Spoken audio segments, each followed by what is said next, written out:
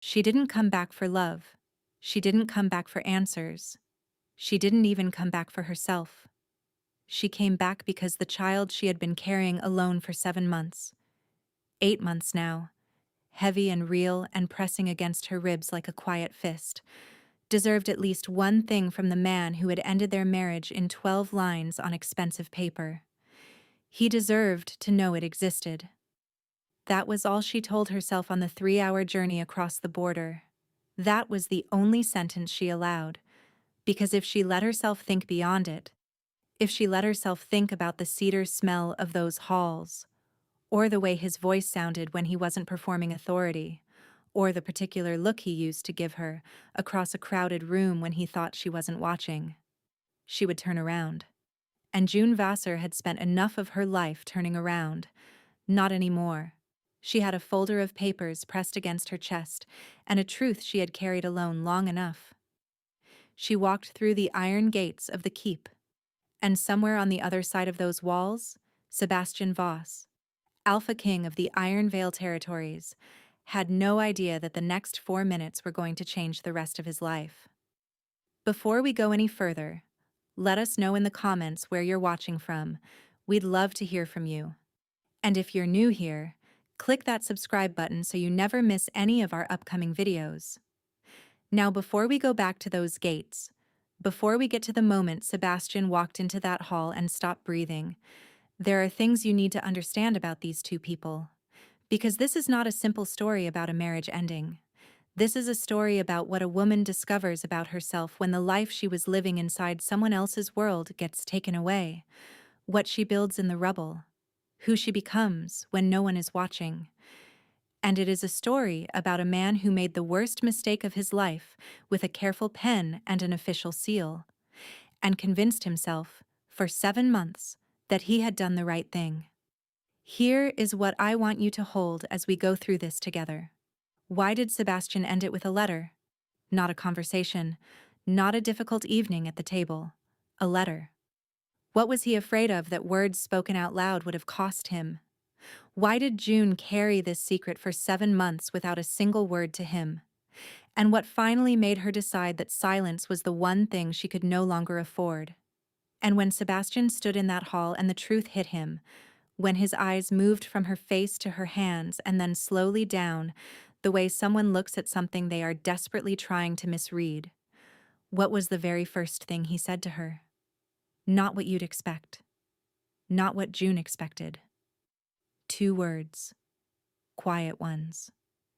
And they broke something open in her chest that she had spent 7 months sealing shut. We're going to get there. Every single part of it. But first, you need to know who these two people were before the letter, before the dawn departure, before the beeswax and the candle shop and the particular, unexpected grace of surviving something you thought would finish you. June Vasser was born Omega, in the Iron Vale Pack, in the old, layered world of wolves and territories and bloodlines that had governed the northern reaches for centuries. Omega was the lowest designation a person could carry. The hierarchy did not consider this cruel. The elders would correct you if you said it that way. Omegas were stabilizers, they would say, peacekeepers, the emotional foundation of a pack, the ones who held the center when everything else pulled outward. What they would not say, what no one in the hierarchy ever said plainly, was that foundations don't get thanked. They just get built on. June understood this before she had the vocabulary for it. She was the daughter of a border family. Her mother stitched fabric for other people's clothes. Her father ran patrol routes until he didn't come back from one when she was 11. He left behind a worn jacket and the particular smell of pine resin and a lesson June absorbed without anyone saying it aloud. The world is not built to notice people like us. So you build your own noticing. You find your own worth. Or you go without. She was not bitter about this. That matters. June Vasser was not a bitter woman. She was precise. She knew what she could depend on. Her own judgment. Her own hands. The quiet architecture of routine. And she held those things with care. The way you hold anything you know you cannot replace. She was 21 when Sebastian Voss first looked at her. He came to the border settlement on official pack business, a territorial dispute, water rights and shared boundaries that had been quietly festering between the Iron Vale and the Greywood Pack for 2 seasons. June was helping her neighbor carry market supplies when the Alpha King's convoy moved through the square. 6 vehicles, patrol escorts, the unmistakable weight of official power moving through a small space. She didn't watch the convoy. She was counting onions. Sebastian told her this later. Much later, in one of those rare evenings when the Alpha King disappeared, and there was just a man sitting by a fire, tired in a way he only let himself be when no one else was watching. He told her that every person in that square had adjusted toward his presence, turned, stilled, performed the unconscious acknowledgement that power demands, and she had been counting onions. Completely absorbed in them, entirely unbothered. He had noticed her the way you notice something that doesn't fit the pattern. She, genuinely, had not noticed him. He told her this was the first thing he loved about her. Their beginning was not simple. His council opposed it openly. An Omega Luna. No rank, no territorial family, no political alliance value. There were better choices. More appropriate women. Women groomed for exactly this purpose, who understood the machinery of pack leadership the way June understood the geometry of a market day. Sebastian chose June anyway. In the early days, this felt like proof of something precious. That love was stronger than hierarchy. That being chosen, not for what you represented but for who you were, was its own form of belonging. The most powerful form. She moved into Iron Vale Keep. She learned its rhythms, its rituals, the weight of the Luna title, which was not decorative and not ceremonial, but real work, genuine work. She mediated disputes between families. She sat with the wives and children of wolves lost on patrol and found the right words for moments that had no right words. She organized winter distributions in the border settlements, making sure those who had the least received their share before the cold settled in. She was good at it, better than anyone had predicted. Better, she suspected, than Sebastian had fully expected. And she let herself be proud of that, quietly, to herself, because she had learned early that pride worn visibly invited other people to test it. But somewhere in the second year, so quietly it arrived without announcement, something changed. She could not have told you the moment. It wasn't one moment. It was the accumulation of many small ones, the way a shoreline changes, not from a single storm, but from the patient, relentless work of water day after day until the shape of the land is simply different, and you cannot say exactly when it shifted. Sebastian's council meetings stretched longer. His presence in the shared spaces of their life grew shorter. He was not unkind. And this was the part that made it impossible to name, impossible to confront cleanly. He was not cruel. He was not dismissive in any way that gave her something to hold on to.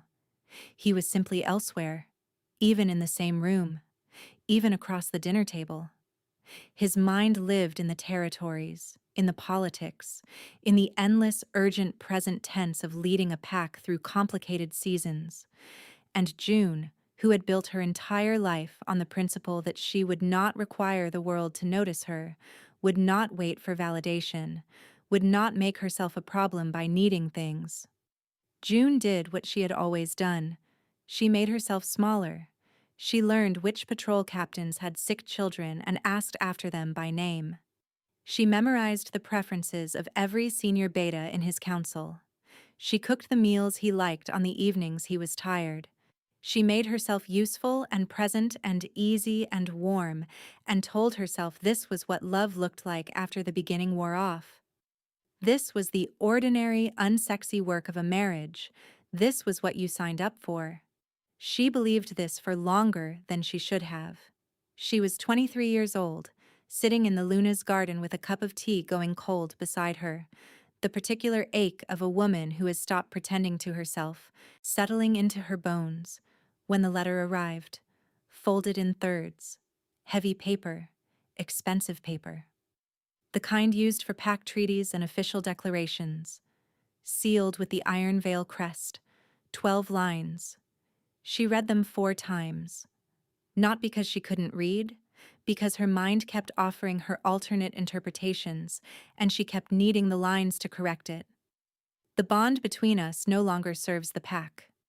I am initiating formal separation proceedings. You will be escorted to Westmir by the end of the week. No conversation the night before. No difficult evening where he had come to sit beside her and said, "June, something has to change between us. I don't know how to fix it, but I need us to try." No warning. No moment where she had looked at him across a room and seen the ending coming. Just 12 lines, a formal seal, pack business. Like 3 years of learning a person. 3 years of knowing the sound of his breathing when he was worried, the way he held his jaw when he was trying not to show something, the particular silence that meant he was actually listening versus the one that meant he was already somewhere else. Like all of that was simply a matter of administrative inconvenience that had run its course. She sat in the garden for a very long time.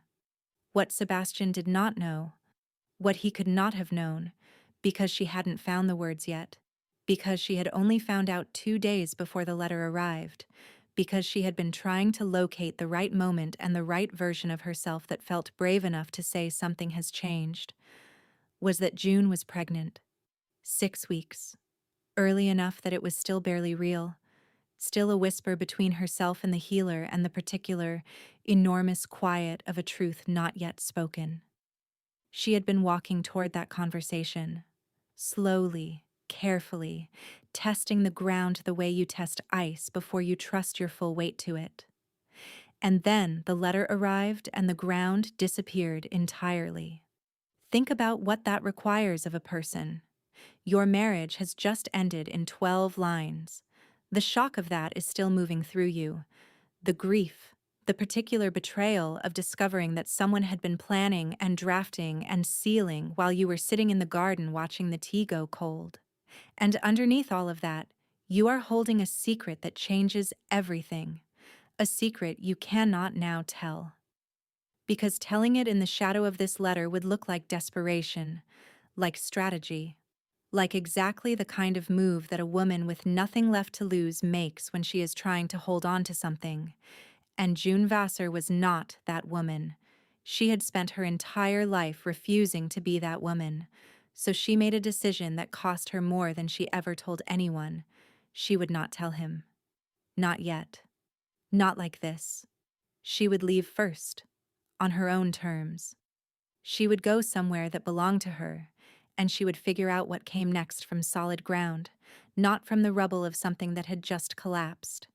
She packed one bag, just one. She left behind the silver bracelets he had given her the first winter, the embroidered traveling cloak with the Iron Veil crest, the small portrait painted in the first year of their marriage when the artist had caught something in both of them, a particular ease, a leaning toward, that by the time it was finished, already felt like a record of something that had since moved on. She left those things where they were. What she took was simpler.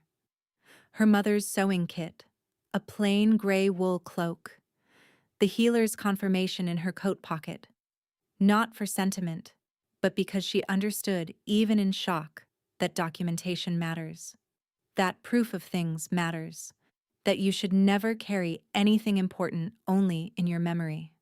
She left on the 4th day, not the 5th, not the 7th. She did not wait for the escort Sebastian's letter had promised. Before sunrise, while the mist was still low on the hills and the night patrol wolves were changing shifts. Nobody stopped her. She walked out of Iron Veil Keep, 3 years of her life in one bag, and the world simply parted and let her pass. That detail, no one stopping her, became the thing she returned to most in the months that followed. Not the letter itself, not even the loneliness of what came after. Just the clean, stark fact of it, that she had walked out of her own life at dawn and not one person, not one voice, not one hand. Reached out to say, wait. She spent a long time in Westmir deciding what that meant. She never fully resolved it, but she decided she was allowed to hold both possible answers at once, that she had never truly mattered to that world, and that she had finally, for the first time, stepped out of a shape that was never hers into open air. Both things, at once. Westmere was a border town. Gray stone walls, a weekly market that smelled of wood smoke and autumn root vegetables. A healer named Sorin, who asked no questions and charged prices that matched his conscience. A room above a candle shop that cost less than she had any right to hope for, with a window that faced east, so the morning light came in early and honest. The smell of beeswax became her new beginning. She built something small and careful with her own hands. Early mornings at the market before the crowds came in. Thursday evenings helping Mira the candlemaker count her inventory in exchange for hot soup and bread, and the company of a woman who understood without being told that sometimes company should simply be company, no questions attached. Weekly visits to Sorin, the pregnancy moving forward steadily, with the particular stubborn health of something that simply intends to exist. June was not unhappy. This surprised her every single morning. She would catch herself, hands wrapped around a bowl of soup, or watching the candle shop customers from her window, or lying in the quiet dark with her palm flat against her belly, feeling the slow, extraordinary fact of another heartbeat. And she would think, I am not unhappy. And the surprise of it would fill the whole room. Here is what I think deserves a full stop. Not just as a detail of the story, but as a truth about human beings. June Vasser, Omega, former Luna, woman who had spent 3 years becoming incrementally smaller in a life built around someone else's gravity. Discovered in a room above a candle shop in a gray border town, alone and unannounced and carrying a child no one knew about, that she was someone she genuinely liked. That is not a small thing. That is, in fact, everything. But there was still the matter of what she was carrying, and not just the pregnancy, the truth. Sebastian Voss had a right to know he was going to be a father. Whatever June felt about him, and she had done enough honest, unglamorous accounting by this point to know that what she felt was complicated, that grief and quiet anger and a stubborn, inconvenient warmth all lived in the same chest at the same time. Whatever she felt, this was no longer only about her.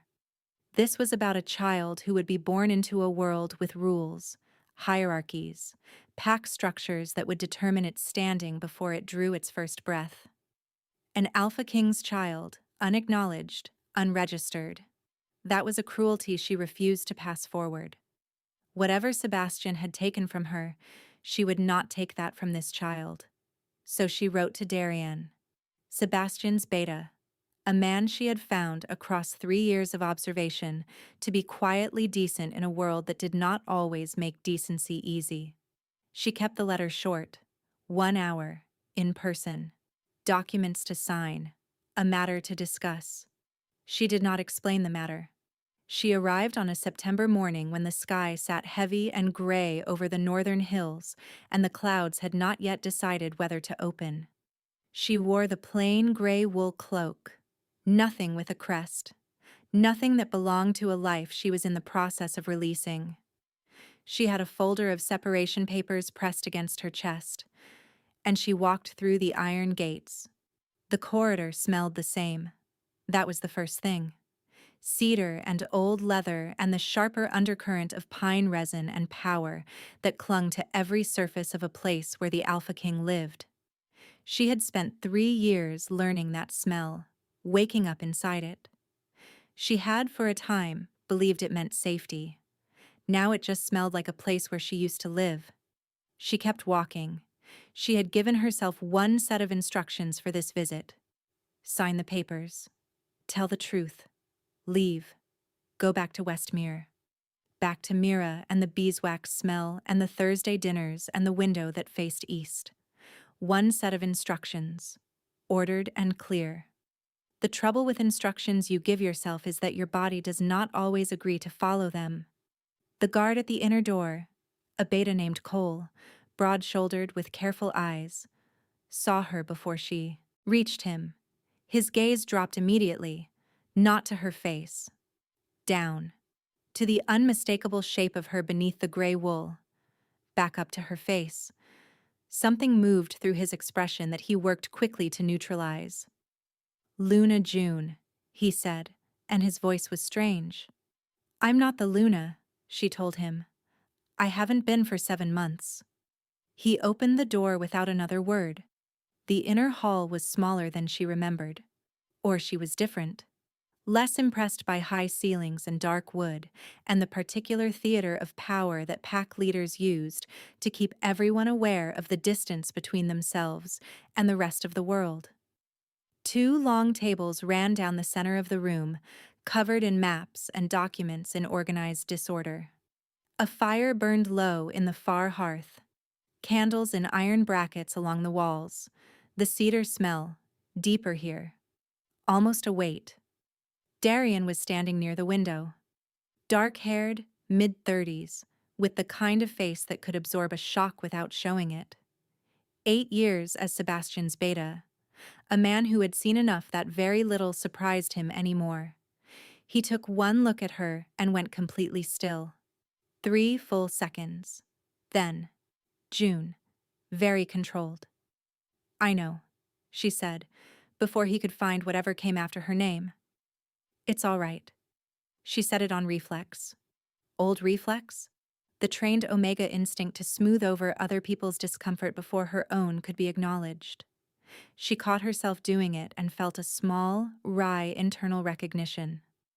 Some habits needed longer to unlearn than others. Is he here? She asked. Darian opened his mouth, closed it. His eyes moved briefly, helplessly, to the folder pressed against her chest, and then to the visible shape of her beneath the cloak. He was searching for something to say that would serve the moment, and coming up empty.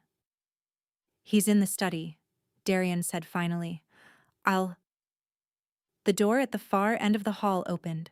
Sebastian walked in mid-sentence. He was talking to someone behind him, a patrol captain named Rowan, tall and weathered and senior enough to be present at things not everyone was present at. Sebastian had a map half unrolled in his hands, and his dark braids pulled back from his face, and he was wearing the leather chest piece she recognized from patrol seasons, the one with the crossed straps worn soft with years of use. His eyes were already moving toward Darian, organizing the continuation of whatever conversation he had been in the middle of. Then he saw her. The map stopped. The sentence stopped. Sebastian Voss, Alpha King of the Iron Vale territories, a man she had watched face down rival pacts and council upheavals and the brutal mechanics of political winters without the smallest visible crack, went absolutely, completely, entirely still. She watched his gaze move. She had seen him process difficult things before. He was methodical about it, controlled. His eyes went from her face to the folder in her hands.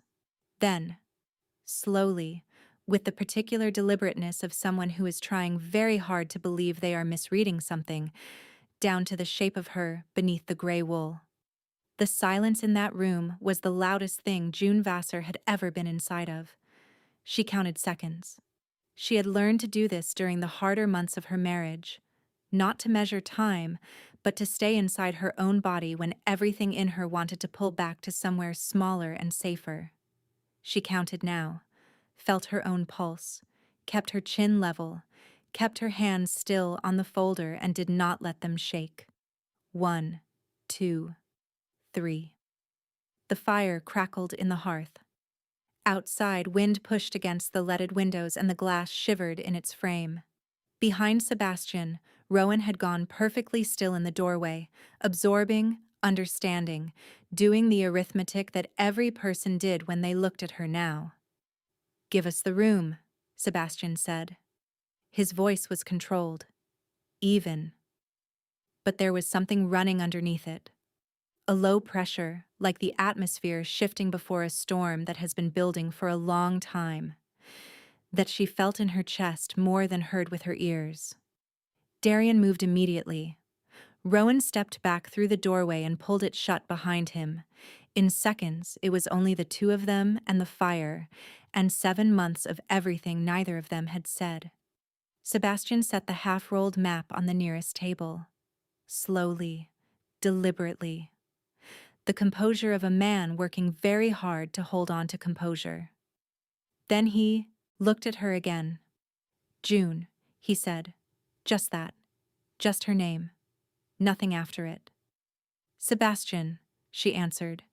She had rehearsed this. She had the words in order. She let them come. I won't take much of your time. I have the separation documents. Darian's legal contact prepared them. I've looked through them.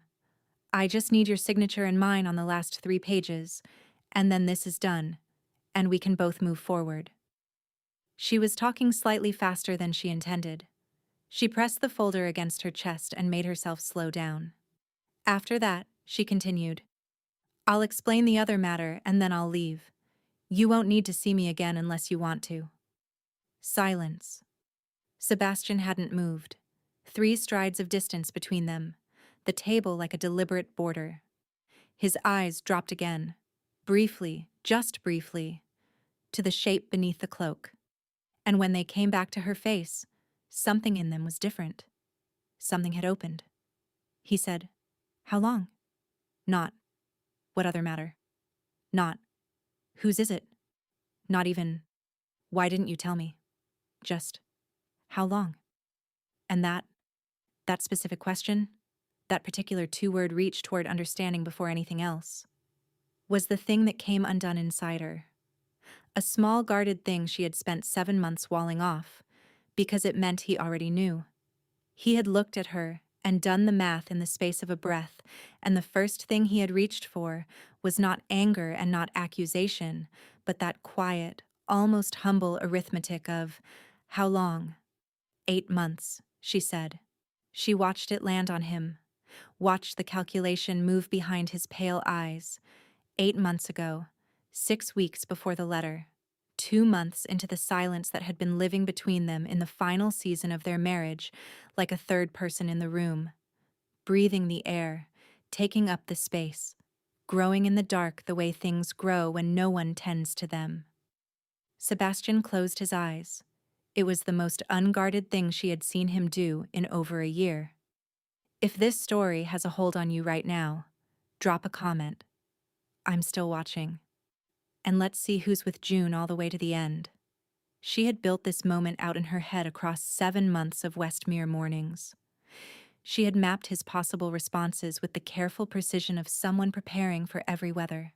She had imagined the administrative Sebastian, the distant, procedural one, the version of him that handled inconvenient things by converting them immediately into logistics.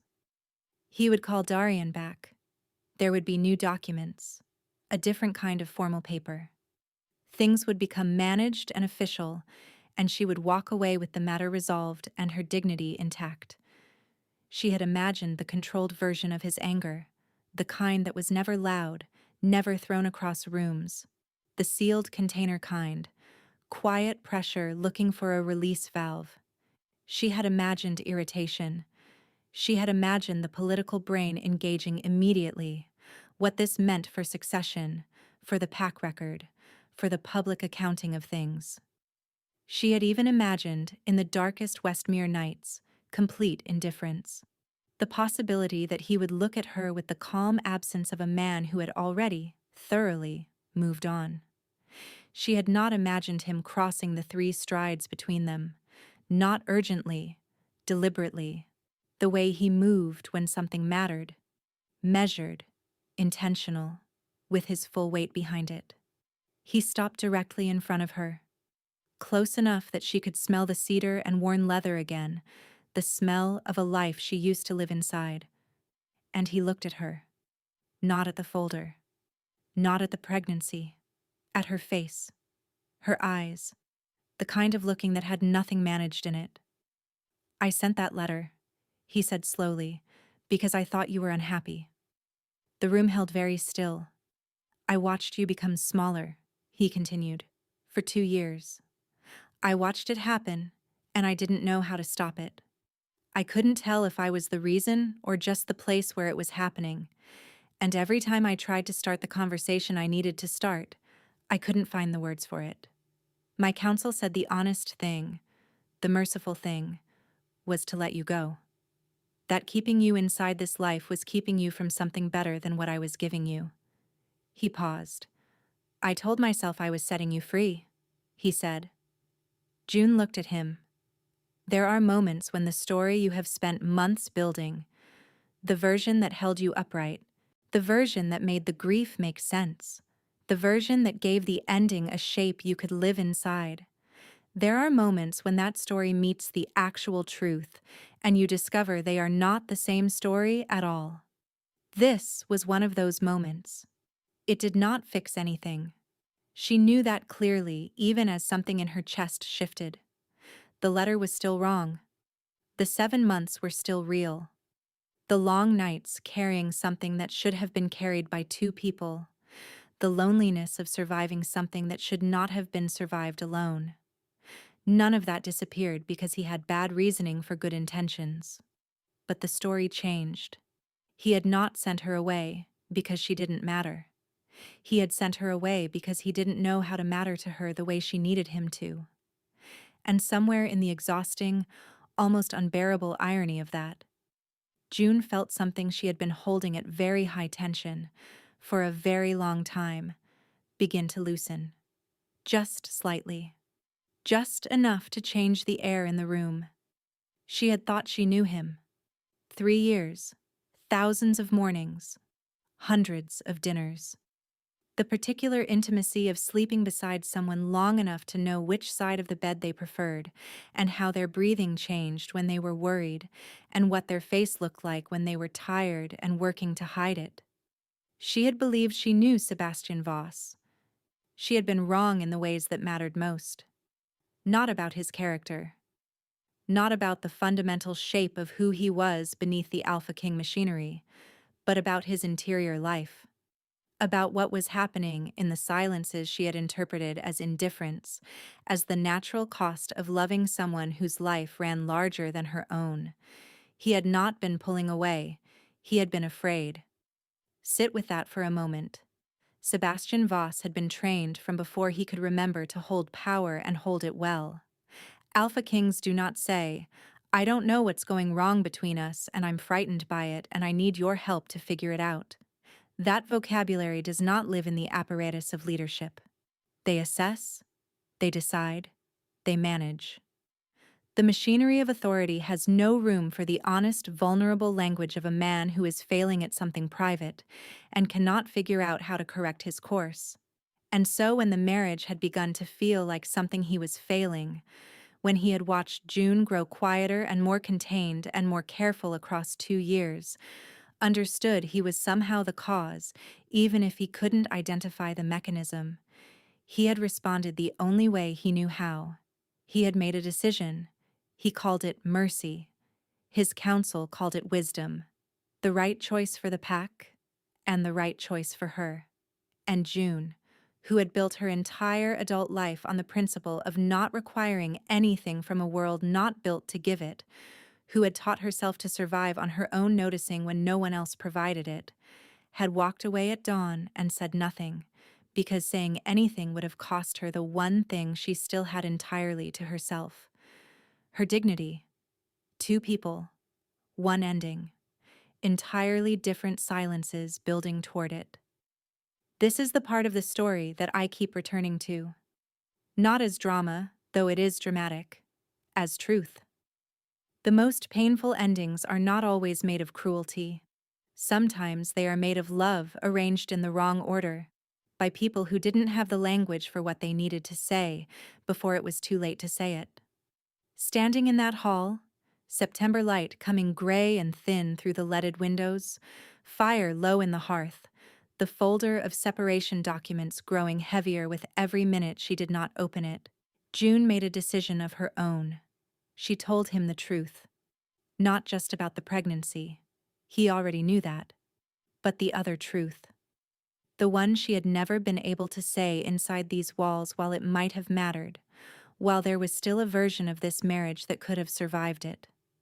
She told him she had been disappearing, that she had felt it happening and not known how to name it or stop it. That she had loved him and needed something from him she hadn't known how to ask for without it sounding like a demand. And she had been raised in a world that told Omegas that needing things was weakness. So she had filed it away and kept making herself easier to have around. She told him that the last months before the letter had felt like slow erasure, like she had been standing in her own life and fading from it, and no one was reaching out to hold her here. She told him that what had stayed with her longest was not the letter itself, was not the grief, was not the long journey to Westmir or the hard first weeks there. What stayed with her was the fact that she had walked out before sunrise with one bag, and nobody stopped her. Not one voice, not one hand. Just the mist on the hills and the sound of the shift change and an open gate. Sebastian listened to all of this. He did not interrupt. He did not redirect or reframe or begin organizing his response while she was still speaking. He simply listened, with the focused, total attention of a man who understands, somewhere below strategy and authority, and all the machinery of who he was required to be, that he is being handed something he has not earned the right to receive. When she finished, the room was quiet for a long time. Then he said, "When you left, the silence you left behind was the loudest thing I had ever been inside of." June looked at him. "I should have stopped you," he said. "Better. I should have never gotten us to a place where leaving felt like your only option. I should have sat down with you and said, 'June, I see you disappearing and it frightens me, and I don't know what I'm doing wrong, but I need you to stay, so we can figure it out together.'" He stopped. Something moved across his face that he didn't hide. "I didn't say any of that. I wrote 12 lines instead. There is something, not romantic, not soft, but real, about the difference between the love you intend to give and the love the other person actually receives." Sebastian had intended to release her. He had genuinely believed he was giving her something. He had been, in his particular broken way, trying to love her. What June had received was an exit she hadn't asked for. Both of those things were true, and the fact that both could be true simultaneously, that a person can fail you completely with the most honest intentions, that the sharpest pain sometimes comes wrapped in genuine care. That is perhaps the most exhausting and most human thing about love. They were not going to resolve 3 years of imperfect marriage and 7 months of silence in a single hall on a September afternoon. That is not how people work. That is not how any of this works. But something was different in that room. The folder was still in her hands. The documents were still inside it. None of the legal facts had changed. What was inside that folder remained exactly what it had always been. But the story June had been living inside, the version where she was simply the woman he had let go, that story had changed shape. She was the woman he had let go because he hadn't known how to hold on. That was not better exactly. Better was too simple a word for something this complicated. But it was truer. And truth, June had learned in a room above a candle shop in Westmir, has a different weight than the stories we build to survive. She was still standing there with the folder in her hands when the child moved. Strong and decided, the way it always did around this time of morning. Some internal insistence, some rhythm she had already learned to recognize. Her hand went to her side automatically, the gesture of months, the reflex of a woman who had been the only witness to this small, persistent life. She caught herself half a second too late. Sebastian saw. Something crossed his face that had nothing in it of the Alpha King. Nothing of the man who ran territories and managed councils and made hard decisions with a controlled hand. What crossed his face was something raw and immediate. the expression of a man encountering something so far outside the walls of his prepared experience that he simply had no defense against it. "May I?" he said, quietly, almost carefully, like the question itself was fragile. June looked at him for a long moment. At this man she had loved and grieved and rebuilt herself in the absence of. At this man who had just told her things that were too late and too honest and too real to simply dismiss. She nodded. He placed his hand against her side, very carefully. The particular gentleness of someone handling something they are afraid to damage, right where the movement had been. His palm warm through the gray wool. The child moved again. And Sebastian Voss, Alpha King of the Iron Veil territories, a man who had in June's 3 years of knowing him never once been genuinely rendered without words, went absolutely quiet. His eyes closed. His breath came out slow and long.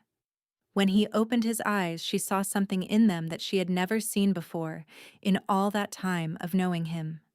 Not authority, not the particular cold brightness of leadership. Just wonder. Plain and open and entirely undefended. They did not sign the separation papers that day. June had come prepared for it. She had wanted it done in one clean visit. In and out, truth told. Papers signed, chapter closed by her own hand. She had wanted to carry those finalized documents back to Westmir and put them in the drawer beside the healer's confirmation note and walk back into her own life with the weight of the unfinished thing finally set down. But life, she had discovered across 7 months of Westmir living, does not always honor the chapters we plan for it. Sebastian asked her to stay for the evening, not in any official capacity, not as anything she used to be, just to stay, to have dinner, to keep talking in the way they were talking, which was more honest than any conversation they had managed across 3 years of living in the same walls. She said she would think about it. She went to the small courtyard off the inner hall. Stone bench. Late-season herbs going dry in their beds. The northern hills under their pewter sky. She sat down carefully and placed both hands on her belly and asked herself what she actually wanted. Not what was wise, not what was strategic. Not what would look correct to the hierarchy or to her own hard-earned dignity or to the version of herself she had built so carefully in Westmir. What she genuinely, simply wanted. She wanted her child to know its father. She wanted to find out whether what Sebastian had said in that hall was the kind of thing a man says once in a crisis, in shock, because the moment required it, or whether it was the kind of thing that would still be true on an ordinary Tuesday with no crisis attached to it. She wanted, and she admitted this slowly and with the precision of someone who has learned the difference between truth and wishful thinking, to find out whether the man who had stood in that hall with undisguised wonder on his face was the same man who would still be standing there once the extraordinary had settled back into the ordinary. She was not deciding anything. She was not taking anything back. She had signed nothing, agreed to nothing, promised nothing. But she stayed for dinner. Darian brought it to the small dining room, not the formal one, the one used for official meals and council occasions, but the small one off the kitchen that smelled of wood smoke and actual food. The soup was good. Mira would have approved. June noted this privately. Sebastian did not press her, did not argue or persuade or deploy the particular patience of a man who is accustomed to eventually winning the things he waits for. He sat across from her and passed the bread and asked what Westmir was like. Whether the market was any good, whether Soren was competent. He asked about the healer by name, and she realized he had found out who had been caring for her and had done it without making it something to announce. She told him about Mira, about the beeswax and the Thursday dinners and the window that faced east. He listened. He asked real questions. He did not once reach for a statement that would reframe the situation in his favor.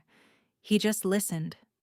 like someone who has lost access to a person's life and knows he has no right to presume upon it.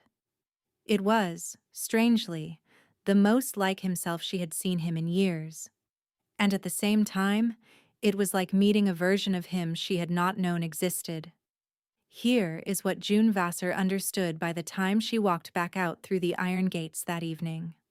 Not that everything would be fine. She was too precise for that. Not that love is always enough. She knew better. Not that a man who had hurt her deserved to be trusted simply because he regretted the hurt. What she understood was this: she was not the same person who had left. The woman who had walked out before sunrise with one bag and no escort, and the particular composure of someone who refuses to be broken by what is breaking them, that woman had crossed a border and built a real life. She had survived something that was meant to finish her. She had found, in a room above a candle shop, someone she genuinely liked. Herself. That woman was not going to disappear again. She had vocabulary now for her own needs. She had the precision of someone who has looked at what she is and is not willing to carry and made clear decisions about both.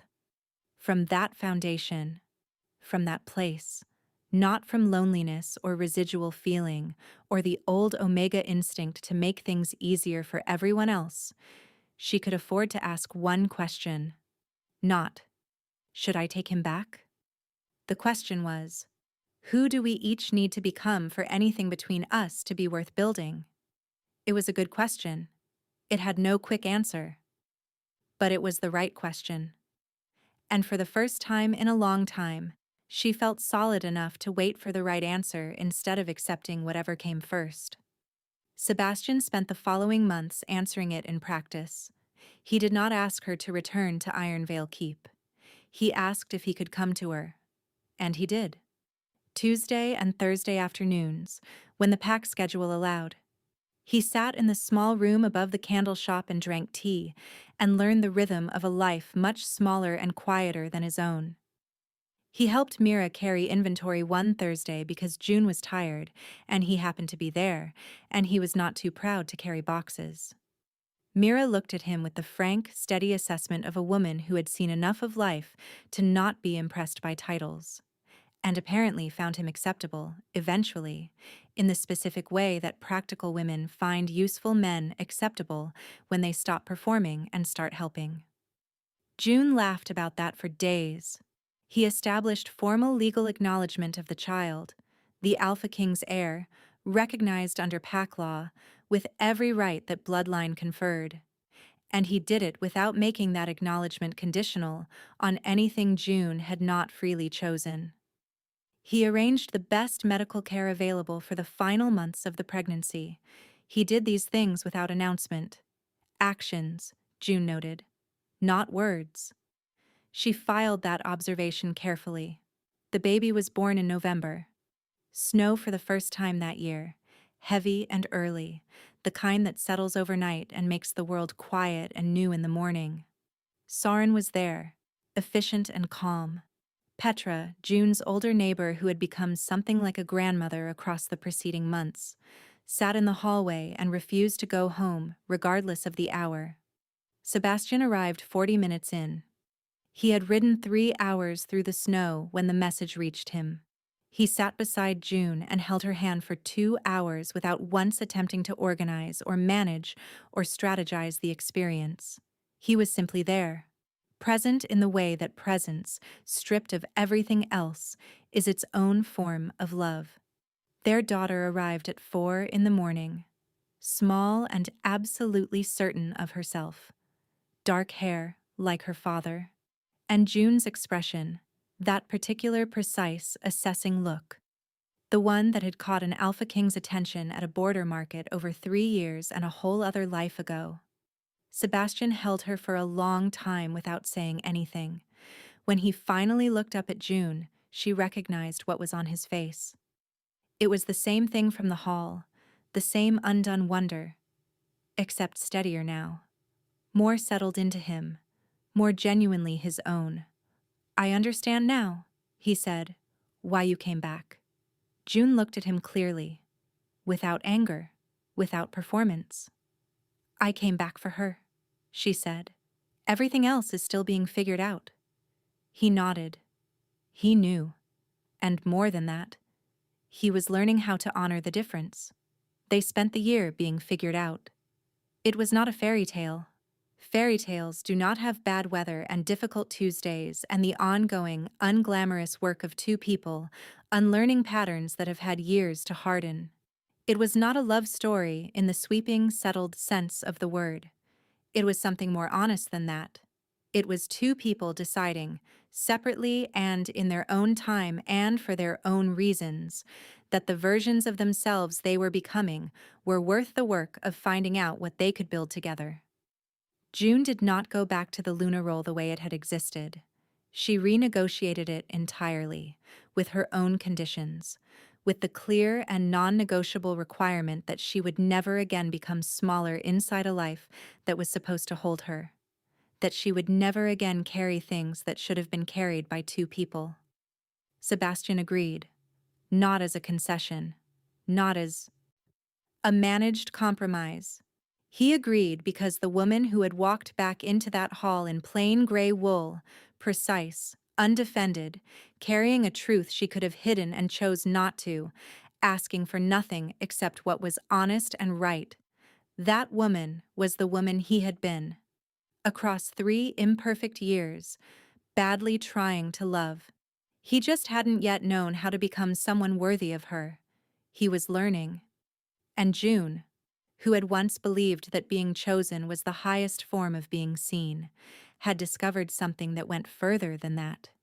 She had chosen herself first. Everything else built on that foundation held. June Vasser walked into that hall carrying more than a folder of papers. She was carrying 7 months of solitary survival. The smell of beeswax and the particular pride of a woman who had rebuilt herself with no audience and no applause. She was carrying a truth she had protected fiercely, not out of strategy, not out of leverage, but because her dignity was the one thing in the world that belonged entirely to her, and she would not trade it for anything. She did not arrive to be saved. She did not arrive to win him back. She arrived to tell the truth, sign the papers, and return to the life she had made. And life handed her something far more complicated and more honest than any of it. Something she could not have planned for. Because real things don't arrive on schedule.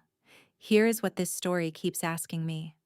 If you were June, if you had spent 7 months building something real and small and entirely your own, something that surprised you with how much it didn't hurt, would you have stayed for dinner that evening? Would you have allowed that door to open, even the smallest fraction, even knowing everything that could go wrong through it? Or would you have signed the papers, said what needed to be said, and walked back through the iron gates to your beeswax and your Thursday soup and your east-facing window, which was, in its own quiet, unannounced way, a beautiful life? Tell me in the comments. Genuinely, I want to know where you land on this. Because I think the answer says something real about where each of us is in our own lives. And if something in June's story touched something in you, if her particular kind of quiet dignity felt like something you have lived in some form, in some chapter you don't talk about much, share this with someone who would understand why.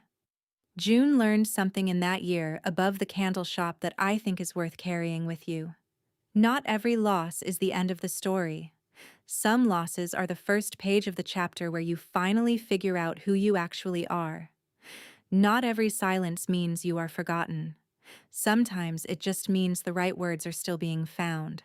And not every ending that comes without warning is a verdict on your worth. Sometimes it is simply the world, clumsily, chaotically, making room for something truer to come through. If you're new here and this story found you today, welcome. There are more coming. Stories about ordinary people doing extraordinary things in the quiet moments no one photographs or celebrates. The ones that change everything anyway. Click subscribe, and we'll see you in the next one.